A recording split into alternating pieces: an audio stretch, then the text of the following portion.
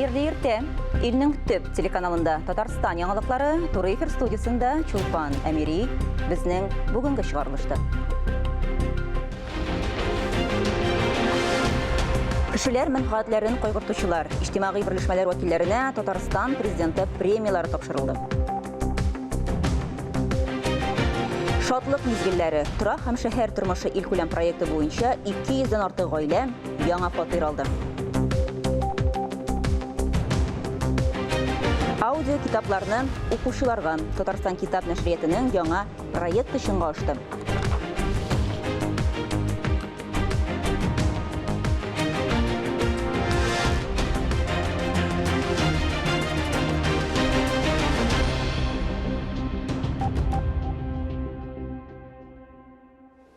Татарстанда киң кулачлы санитар эшкәртү башланды.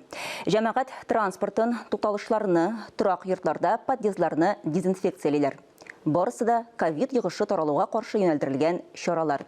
Вирус кайда күпме саклана, аңа каршы нинди саклык чараларын күрергә кирәк. Бу турыда алдагы язмада. Соңгы пассажир автобуска керүгә тукталышны вакытлыча ябалар һәм дезинфекциялиләр. Махсус эретмә белән пыялаларны, тоткычларны, эскәмияләрне җентекләп юалар.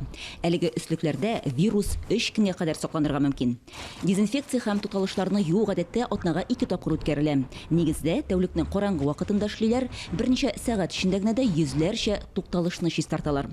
Җәмәгать транспортында көн саен дезинфекцияләнә. Кондукторлар төшке аш вакытында салонны юа. Соңгы тукталышта инде салонны ныклап җилләтәләр.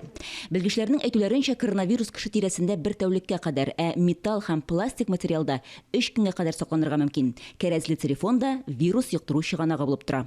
Безнең гаджетлар һәм смартфоннар иң пычрак урыннарның берсе. Инфекция йогышларын үзләрендә саклыйлар.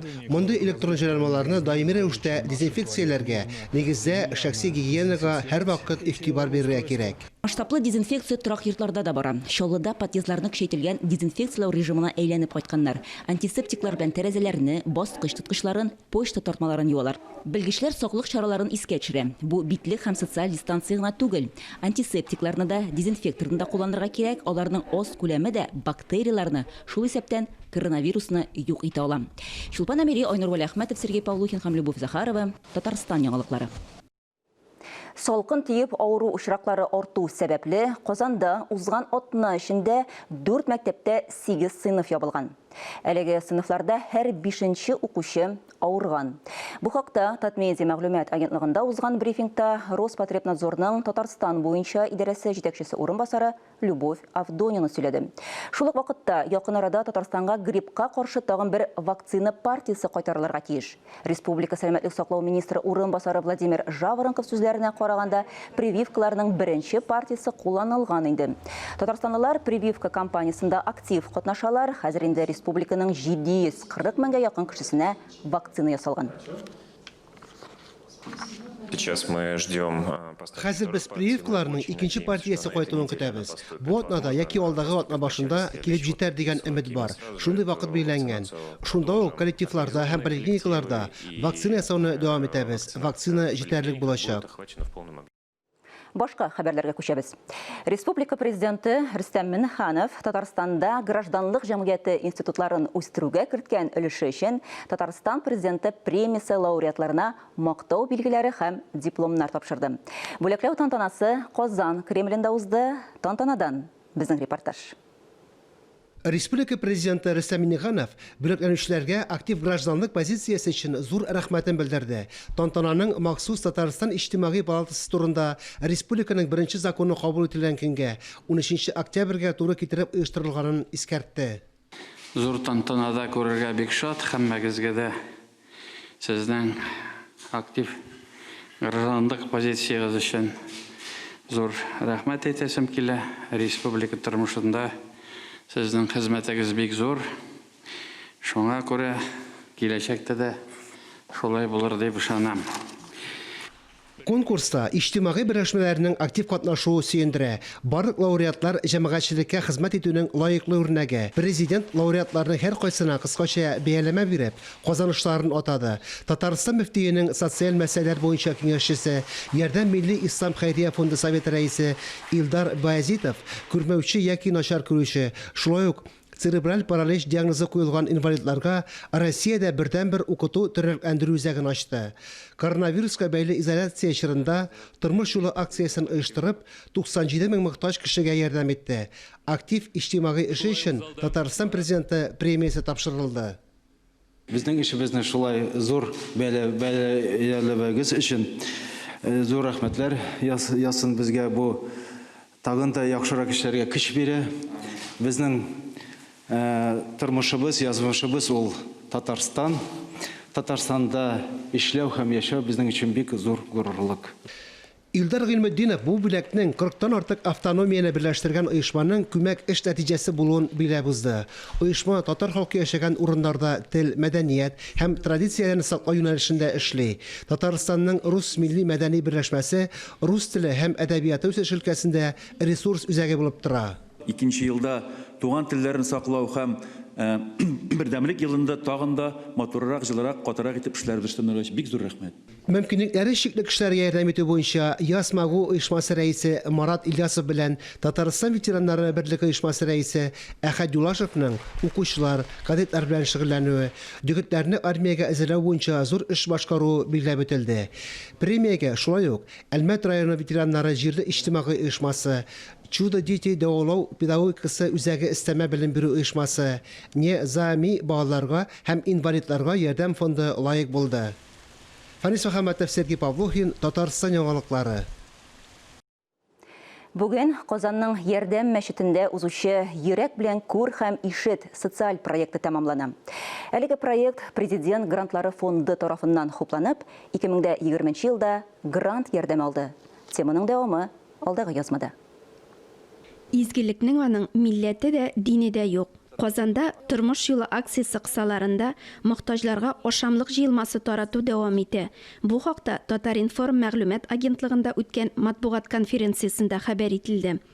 Тормыш юлы акциясы кысаларында начар күрүчеләргә, ишетүчеләргә, ялгыз пенсионерларга, аз керемле гаиләләргә, Бөек Ватан сугышы ветераннарына һәм чит ил студентларына ярдәм күрсәтелә. Апрельдән алып biz bu tırmış yolu aksiyasını başlayıp җибәрдек.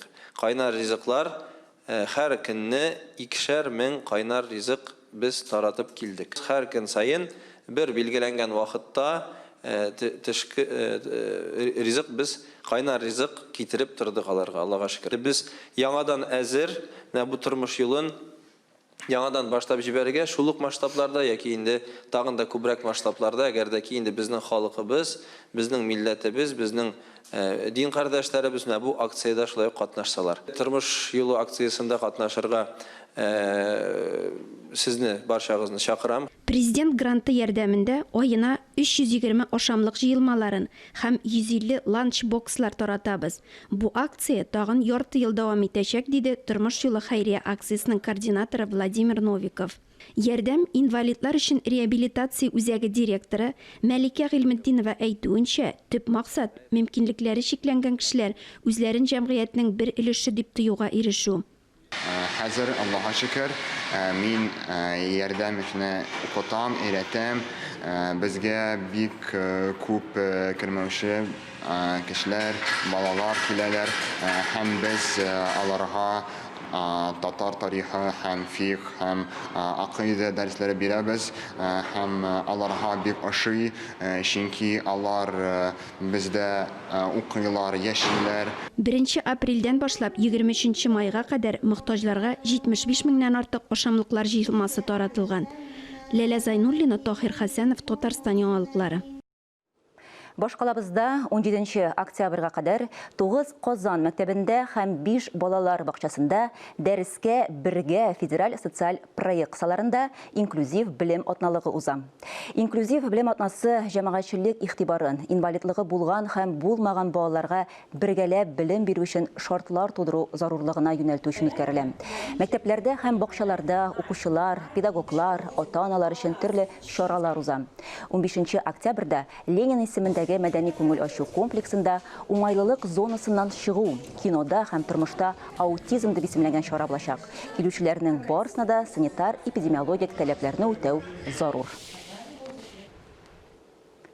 Татарстандагы тагын 255 гаилә тора һәм шәһәр тормышы ил күләм проекты буенча яңа фатирларга күченде. Алар Салават күпері тұрак комплексының Юсупов урамындагы йортында фатир ачкычларын алды. Фатир хуҗаларының шатлыгын безнең иҗат төркемендә ортаклашып кайтты. Шатлык куанычлары чиктән ашкан хуҗалар төзек яңа йорттан фатирларын карыйлар. Сергеевлар гаиләсе фатирны 3 ел көткән. Икенче балалары тугач, әтиәне янында яшәү җиңел булса да, үз курслары кирәк иде. Яңа йорттан гаилә 85 квадрат метрлы 3 бүлмәле фатир алган. Сергеевлар Татарстанның башка йөз гаиләсе кебек үк торак һәм шәһәр мөхите ил күләм проекты буенча фатирлы булды. Барлык фатирларда төзек, кирәкле сантехника, электр плитәләре һәм янгын сигнализациясе датчиклары белән җиһазландырылган. 10 этаж, 3 бүлмәле, 86 квадрат. Үзебезнең семья. Хатыным, 2 балам, үзем. В дальнейшем көтәбез, чтобы автобуслар, юллар, бөтен әйберләр булсын, пробкалар булмасын инде. Allah'ın rahmeti olsun, isen sağ yaşarga nasip etse. Йортта шү үткәргечне куймаска булганнар, чөнки еш кына ул күселәр һәм таракканнар үрче урыны. Бу урын бушап калган. Хәзер монда балалар коляскалары, самокатлар һәм велосипедлар куярга мөмкин. Венера Кузьмина да яшәү шартларын яхшырткан, иркен якты фатирга күченгән. Моңа кадәр хатын улы белән кечерәк фатирда яшәгән. Хәзер инде хыялы чынга ашкан. Татарстанның 255 гаиләсе күптән көтелгән фатирларга күченде. Ел ахырына Салават күпере микрорайонында тагын 9 йортны тапшырырга планлаштыралар. Шуңа күрә яңа торак алучылар әле тагын арта. Фарис Мөхәммәтов, Лилия Талипова, Рафкат Зияддинов, Татарстан яңалыклары. Авыл хуҗалыгы темасына күчәбез. Түбән Кама районында көнбагыш һәм кукуруз уңышын суктыру бара. Бөртекләрнең 1 гектарыннан алынган уртача уңыш 35,6 центнер. Әлеге күрсәткечтән механизаторлар канәгать, чөнки быелгы көз җылы һава торышы белән куандырды. Хәзер исә басуларда силос салу, туңга сөрүдә дәвам итә. Түбән Камадан хәбәрчебез Гөлия Нигъматуллина репортажы. Комбайнчыларның эше иртәдән үк башлана. Эдуард Макаров әлеге һөнәргә 5 ел элек кирип киткән. Әтисе юлын сайлаган. Эше авыр булса да, бердә үкенмим ди үзем. Быелгы уңыш күләменә карап сөенә. Хәзер Түбән Кама районы кырларыннан 80 мең тоннадан артык бөртекле суктырылган. Быел урожай бик әйбәт. Теге елдан караганда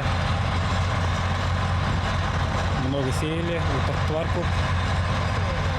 Икенче елга еще күбрәк була урожайлар. Хәзер безнең районда 60-тан артык крестьян фермерлык хуҗалыгы эшләп килә. Алар елда авыл хуҗалыгы ярминкәләрендә катнаша. Ит, сөт җитештерү буенча да Түбән Кама районы алдынгылар рәтендә. 9 айга менә 27 мең тоннадан артык сөт савып алды. Бер сыйырга ул 5700-дән уже артты. Быел инде Алла бирсә 7000гә булмаса 6800-6900-ларга бер сыйырга чыгарбыз дип көтәбез бит. Чөнки бу тоже зур казанышларның берсе дип әйтергә кирәк. Түбән Кама районында икенче урак көнбагыш һәм кукуруз суктыру бара. Бөртеклеләрнең 1 гектардан уртача уңышы 35,16 центнерны тәшкил итә. Әлеге күрсәткеч белән агрономнар канәгать, чөнки быелгы көз җылы һава торышы белән куандыра. Гөлия Нигъматуллина, Фәхри Исламов, яңалыклар. Казанның Урицкий исемендәге паркта күгәрченнәрнең күпләп үлү сәбәбен аңлаттылар.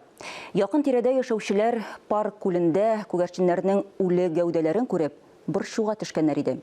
Экспертлар уздырган тикшерү нәтиҗәләре нинди? Чираттагы язмада. Урицкий паркы канатлы дусларыбызның үлем урынына әйләнгән. Үле күгәрченнәрнең гәүдәләрен җыеп алган булганнар инде, тик алар барыбер кадрларга эләккән. Видео язмага төшерүче хәвәскәрләр мондый хәл еш кабатлана диләр. Кышларның күпләп үлү сәбәбе берничә. Шуларның берсе кышлар арасында тиз таралган инфекция. Вот почему мы сейчас говорим очень часто о том, что не надо скучиваться, не надо образовывать. Менә ни өчен без хәзер коронавирус юктыру куркынычы янаган вакытта зур төркемнәргә җыелырга кирәкмәгәнлеген яхшы аңлыйбыз. Кышлар белән дә шундый ук хәл. Алар бер урынга җыела. Инфекциянең дә тизрәк таралу куркынычы арта. Кыш гәүдәләрен Төбәкара ветеринария лабораториясенә экспертизага җибәрәләр. Анда аларның үлем сәбәбен ачыклаганнар. Бәхеткә кыш гриппы расланмаган. Было проведено исследование. Беренче чиратта тикшерүләр уздырылгач, кыш гриппы ачыкланмады. Тик Ньюкасл авыруы таралуы беленде. Ул күгәрченнәрнең нерв системасына зыян сала. Өстәмә кышларның үлүенә күп ашаулары да сәбәп булып тора. Кышлар күп итеп туклангач, Урицкий паркы күлендә су эчәләр. Эштә бөртек бүртә ризыкны эшкәртеп өлгерә алмый, бу кышларның үлеменә сәбәп була. Үле күгәрченнәргә кагылырга ярамый. Аларның кайберләре йогышлы авырулар таратучылар, туберкулез, энцефалит һәм кыш гриппы инфекциялары булырга мөмкин. Шулпан Әмири, Лилия Талипова, Дамир Мөхәммәтханов, Татарстан яңалыклары. Танылган журналист, җәмәгать эшлеклесе, Звезда Поволжья газетасының баш мөхәррире Рәшит Әхмәтов коты авырудан соң вафат булды. Аңа 66 яшь иде. 2000 тиражлы Звезда Поволжья газетасы үз битләрендә төрле сәяси караштагы кешеләргә урын биреп килде. Рәшит Әхмәтов матбугатта сүз иреген үстерү өчен күп көч куючы шәхес иде. Мәрхүм белән хушлашу бүген иртәнге сәгать 10-да Декабристлар урамындагы 2-нче йорт адресында урнашкан Татмедиа бинасы янында була. Эфирда Татарстан яңалыклары, біз туры эфирда эшлибез, чираттагы хәбәрләргә күчәбез. Китапны бәяләүдә төп күрсәткеч эчтәлекле текст һәм сәнгатьле бизәлеш. Электрон мәгълүмати технологиялар барлыкка килү белән нәшриятләр алдында яңа юнәлешләр ачылды. Электрон басмаларының роле үсә бару фонында Татарстан китап нәшрияты заман таләпләренә җавап бирерлек басма. Электрон һәм башка форматлар аша татар китабының бердәм мәйданын тудырды. Татарстан китап нәшрияты күренекле татар язучылары, шагыйрьләрнең аудио китапларын яздыру эшен дә алып бара. Бу проект Татарстан Республикасы президенты Рөстәм Миңнеханов ярдәмендә тормышка ашырыла. Тулырак хәбәрчебез Ләлә Зайнуллина репортажында.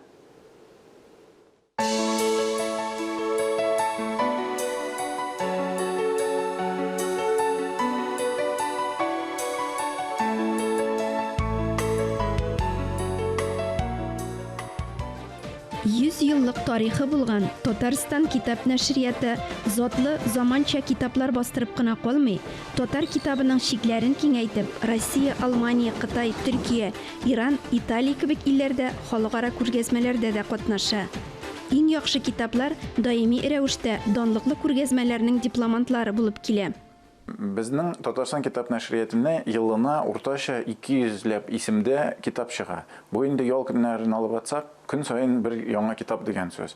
Инде шулар арасында инде Россия күләмендә, хәтта дөнья күләмендә конкурсларда җиңүче булып танылу, ул инде безнең өчен аеруча зур җиңү һәм аеруча зур горурлык.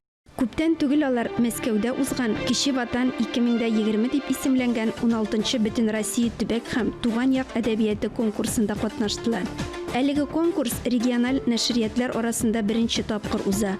Аны оештыручы Россия китап бастыручылар ассоциациясе. Бу инде башка регионнар белән чагыштырганда, анда кайбер регионнарның бөтенләй китаплары бернинди призлы урында алмау бара. Ә безнең 3 китап ул инде башка регионнар безгә ниндидер көнләшү белән карап тордылар. Менә ул дипломнарны тапшырган церемониясында да.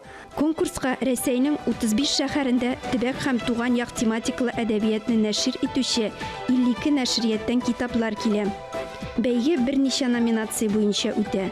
Без бу көнне мөмкин кадәр якынайттык номинациясында Муса Җәлилнең Моабит дәфтәрләре җыентыгы җиңүче дип табылды. Аны Татарстан китап нәшрияты әзерләгән. Иң дәрәҗәлесе ансы инде менә Моабит дәфтәрләре. Ул әйткәнемчә 200дән артык китаплар арасыннан беренче булып саналды инде. Шулай ук Татарстан китап нәшриятының Татарстан Республикасы һәм Изге Болгар дип аталган 2 китап альбомнары да иң яхшы региональ басма конкурсы дипломнары белән бүләкләнде.